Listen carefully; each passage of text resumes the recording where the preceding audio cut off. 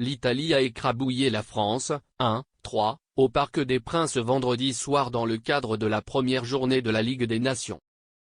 Une débâcle qui inquiète profondément une équipe de France qui tend à se diriger tout droit vers une crise inédite depuis une décennie.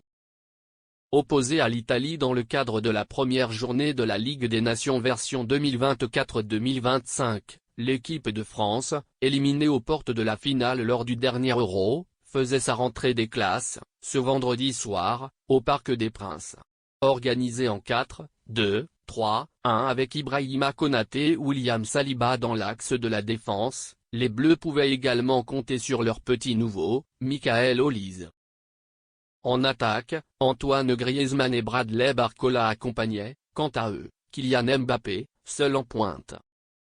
De son côté, la nationale se présentait en 3-5-2. Gianluigi Donnarumma débutait dans les cages, tout comme Lorenzo Pellegrini et Matteo Retegui, titularisés en pointe. Un choc qui démarrait sur les chapeaux de roue. Avec l'ouverture de score historique de Bradley Barcola au bout de 13 secondes, tout portait à croire que la France allait vivre une soirée tranquille riche en événements.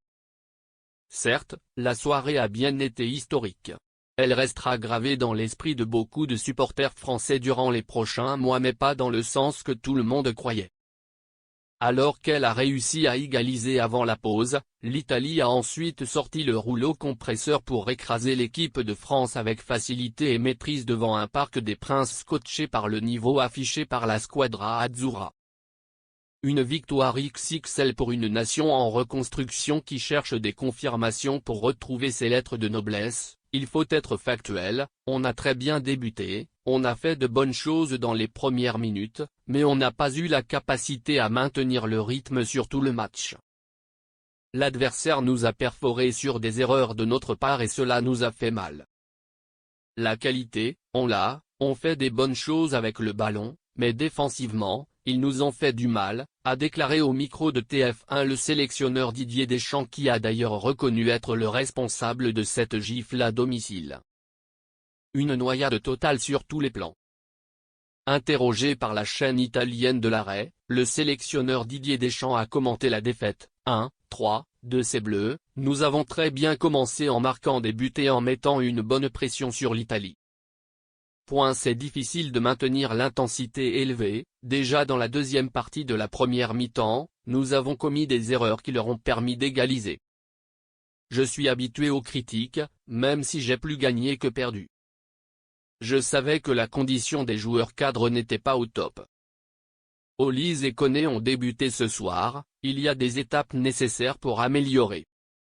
J'ai toujours été clair sur ce que nous faisions, malheureusement l'Italie a fait plus que nous sur le plan physique et en intensité. Cela me dérange qu'après les 20 premières minutes, la lumière s'éteigne. Un constat amer mais honnête. Les Bleus ont tout simplement été méconnaissables. La France n'a remporté que 36% de ses rencontres toutes compétitions confondues en 2024. 4/11e, soit son plus faible ratio de victoire lors d'une année civile depuis l'année 1992. Habituée à déployer un bloc solide, compact et serré, l'équipe de France a laissé trop d'espace et de trous sans montre une onde d'efficacité, d'intensité, de régularité ou même de réalisme offensif, expliqué par le manque de constance de Kylian Mbappé, le statut encore trop brut de Bradley Barcola et Michael Olise ou le visage méconnaissable d'Antoine Griezmann. Cela faisait bien longtemps que les Bleus n'étaient pas tombés si bas. Pour exemple, la France n'avait plus encaissé 3 buts lors d'un match en compétition officielle à domicile depuis le 5 juin 1999 contre la Russie. Autre point plus représentatif de la crise de la recette DD, la France a perdu 2 rencontres consécutives toutes compétitions confondues pour la première fois depuis juin 2015. Déjà remise en question sur certains points après un Euro mouvementé, l'équipe de France n'avait pas été aussi malmenée depuis longtemps.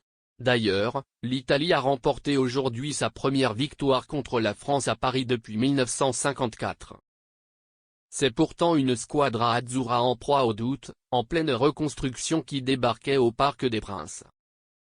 Une équipe qui a été contrainte de se passer de certains cadres notamment Nicolo Barella, Giorgio Scalvini, Gianluca Scamacca ou encore Federico Chiesa. Pourtant l'Italie a réussi l'exploit de dominer les Bleus à Paris, tout en ayant encaissé l'ouverture du score au bout de 13 secondes. On croyait l'Italie au bord de la noyade mais les troupes de Luciano Spalletti ont perforé trop facilement le bloc axial des Bleus. La paire Youssouf Fofana et N'Golo Kanté a été désastreuse et totalement dominée par leur vis-à-vis, cumulant d'ailleurs 15 pertes de balles. Principale force pendant l'Euro, la défense, illustrée par un duo Ibrahima Konaté, William Saliba, a coulé aussi ce vendredi soir, trop aisément prise de vitesse par les attaquants italiens. L'équipe de France n'avait plus perdu de rencontres consécutives alors qu'elle avait à chaque fois ouvert le score depuis 1962. Face à la Belgique, les Bleus se doivent de réagir.